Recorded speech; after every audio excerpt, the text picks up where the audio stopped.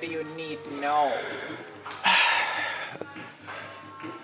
I don't want to, anything. The general answer to that question is, just imagine you have your own family. What do you need? You know, that kind of thing. You need a fridge, you need a stove, you need a bed, you need clothes, you need all the different food items. It's the same thing, multiplied by 100. How did Mustard Seed Jamaica come to accept these people from Haiti? Yet another crazy thing, huh? Never been done, you know, impossible. But nothing is impossible. We were contacted by the home, by Haitian Children. That's the name of the home, HaitiChildren. We were contacted by them because of the situation, the escalating violence, and so in Haiti. It affected their operations. They couldn't get the kids to the hospitals. They couldn't get food supplies coming in. It was just, the situation was deteriorating. And they reached out to us to help to see if we can take their children temporarily until things calm down there. One can only imagine what that entailed. You know, it was a logistical nightmare to figure that out. How do you get 59? In fact, it was over 60 children initially when we started talking several months ago, and the children have died since. So now it's 59 children. How do you get 59 children and 13 caregivers across safely, you know? And all the things of the language barrier and the culture and the food and all sorts of things. How do you actually physically transport them? So all of those things were being worked out. The approvals from the government. I must say that our Jamaican authorities were very good in immigration, customs, national security, foreign affairs. Everybody got involved in playing their part in granting the necessary approvals, so they're not here illegally. Yeah.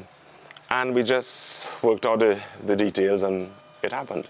Okay, so these discussions began when?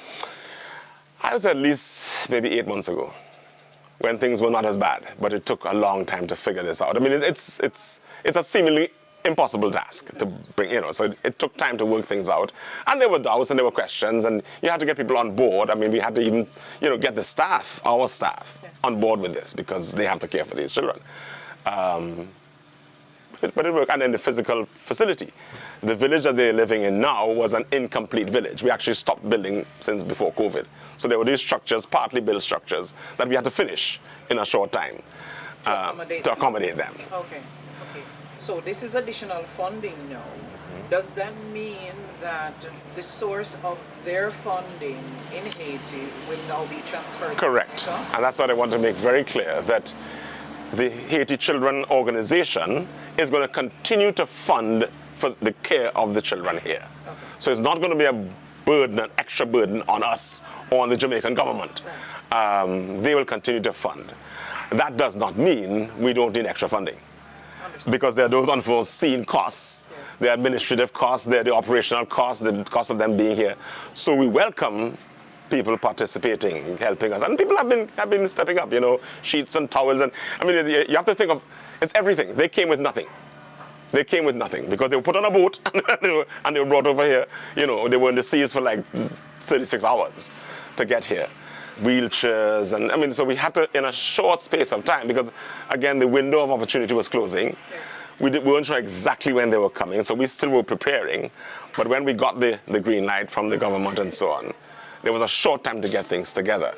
And so you have to think of things from beds to toothpaste, you know, every single thing, diapers, etc.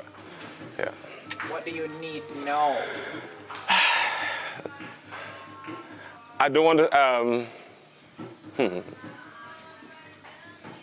anything. The general answer to that question is, just imagine you have your own family. What do you need? You know, that kind of thing.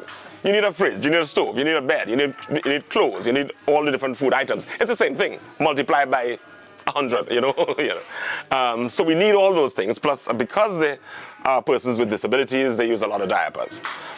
So we're always going through, you know, hundreds of diapers a day for the whole entire population.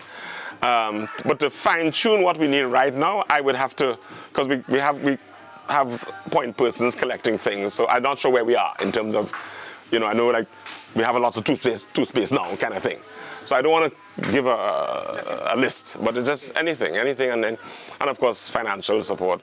So we have that support in terms of the persons to help translate and so on. Yes. Okay. Yeah. All right. Foods. How is that? I am not sure what the Haitian diet is like. Yes. We just got in, the normal regular food. They came here last night. They were well fed. They were fed again this morning. I don't hear any complaints yet. So I think we're doing okay. I mean, I don't know if there are particular Haitian dishes that we will have to figure out as we go along. The Haitians who have been here and who understand the language, you've been working with them for the same 8 months since the negotiations began? Oh, no, we just reached out. I mean, the local Haitians who... Right. No, just recently we reached out to them to come and help us. But there's one lady who I wasn't even aware, working here in the laundry, who is from Haiti. She's a Haitian. Oh. So when I discovered that, she was all excited. She said, yes, I can, So she has been working here for months. But I wasn't aware that she was Haitian. Right. So she's on staff. Right. It does seem as if the way was being cleared. Exactly. Providential, really. When everything started coming together, again, you think of, okay, they needed a place. We had these half-built buildings, so let's finish them. So we have the facility, the Haitian staff, you're getting the support. What is stopping it? And again, Haiti, as you mentioned, I've been to Haiti a couple of times as well, and I've always had this desire to do something, really, because it's a failing country. I remember visiting about 3 years after the earthquake, and so I was there before the earthquake, and I was there about 3 years after. And what's surprising? 3 years after the earthquake, nothing looked different. It looked as if the earthquake happened yesterday. It was exactly the same, and I don't know now when probably the rubble was still there, people were still living in tents, and I said, what is going on? On the streets. Yes. And I think it's our neighbor. Haiti is right next door to us. Haiti is the poorest country in this region. You can't tell me we can't do something better for them, And I think this is just our way of lending a helping hand to our neighbor, Again, who is my neighbor? Yes. Who is my neighbor? Am I my brother's keeper, If we call ourselves Christian, and we're a Christian nation, and Christian people, how are we helping? Yes, things are hard everywhere, But if everybody put one cocoa full basket, If everybody put a roll of toilet paper, it will come together. And I think that's what we want to encourage persons to do. Yes, bring the little that you have. Bring the widow's mite offering and help us to help each other. My name is Cristo. I'm the director of HaitiChildren in Haiti. So now I'm representing them in Jamaica. How long you been working with HaitiChildren? First of all, I've been growing up there. So I've been, I came here at 5 years old, when I was 5 years old, and I grew up there. After I was 18, I get back to study a lot of things, like I'm a chef too, I cook very well. After that, I came back as a chef to work in there. And in a couple months, I just become the director of all the organization. How bad are things in Haiti now? Haiti is totally critical for now because all the gangs are takes over. Everyone is not safe enough. The reason why, so they just wanted to move the children so fast to get to Jamaica because they probably get a better life in Jamaica because better doctors, sometimes maybe better care. So I hope everything's gonna be better than Haiti. That's what I believe in, because I don't know how that's gonna be, but now for the starting, it's just so amazing. I like the way the caregivers helping us, the Jamaican people helping us, feeding the children, take care of them, wash them. That's so exciting. I wasn't thinking it would be like that, but it's so exciting. I greatly appreciate that. They're all my family because they are the only one that I knew.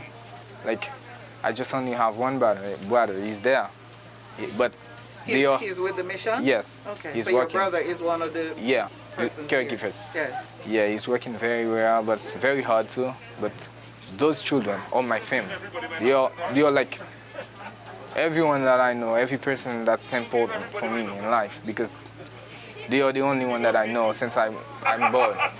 How long you think you're going to be in Jamaica for?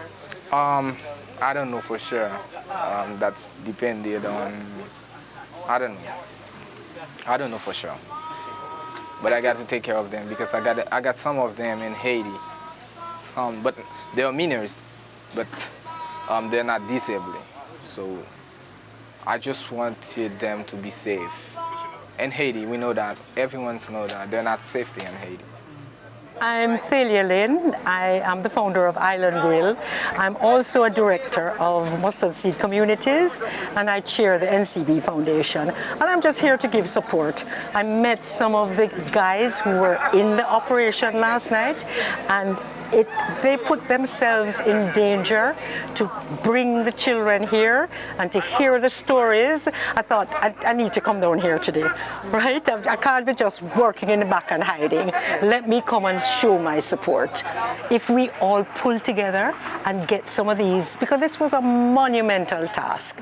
The warriors, the mustard seed warriors on the ground were unbelievable, getting the place ready, because we were not ready, but we knew we had to do it. And then the government agencies stepped in. This is such a masterpiece of a execution of plan that I just said, boy, this is my Jamaica, and we all have to come together and help, because we can't turn our backs on abandoned, disabled children. We work with them here in Jamaica, we see it, but it brought me to tears when I saw the pictures of what the team who brought them in, when they showed me the pictures. And I can't imagine that in 3 days they had formed bonds. I mean, people think disabled children, they're kind of hardened. They say they're going to die anyway. But one senior says they should be happy while they're alive, and we're going to take them from cradle to grave. We're not abandoning them at any age. One of the doctors who volunteered as well, he told me that it was such a joy to him to hook up an IV to one of the undernourished orphans and just see her kind of come back to life, just perk up. So we know that that is the kind of care they need. We know that we can depend on corporate Jamaica, because we're going to need things like everything, pharmaceuticals, diapers, you think of it, we're going to need it. Do you know how they slept last night after 36 hours on the sea? They slept. They ate, they were bathed, and they slept like babies, as I say. Yes. I must say, and again, the Ministry of Health, they're here today. They have been very helpful. They examined them when they came off the boat, and now they're here again doing other examinations. So they have been supportive, doing their part. Will this be the final destination for them? So, no. First of all, it's a temporary arrangement, all right? And I use the word temporary, it's depending on how things turn out in Haiti. So we said, okay, 2 to 3 years initially, and we'll see what happens. If things get better, we will send them back. But we can't, in clear conscience, send them back if things are not, improving. In terms of this location, though, they are overcrowded where they are. So we have another facility where we may transfer some of them after the period of quarantine. We'll see. As I say, it's a work in progress. We can't solve all the problems now. Otherwise, we would not have done anything. If we could, so we have to keep going and figure out, okay, how do we do this? Where do we put them? Do we split them? Do we not split them? We'll figure that out. What would it need to keep them all here, at least for a time being, in terms of buildings? More buildings. How many more? 4 more. 4 more cottages, at least. You mean like size? this, yeah. Okay. What's the cost you're looking at? You're looking at about 35,000 US. I don't know. Could do the conversion. Okay. Yes. For all 4. For one, fully tiled, the bathroom, and the wheelchair accessible facility and so on. That's all there. We thank you so much, and we hope that things will be better here. Yeah, I hope so. And I believe I've been praying for that every day. So I hope everything's get better.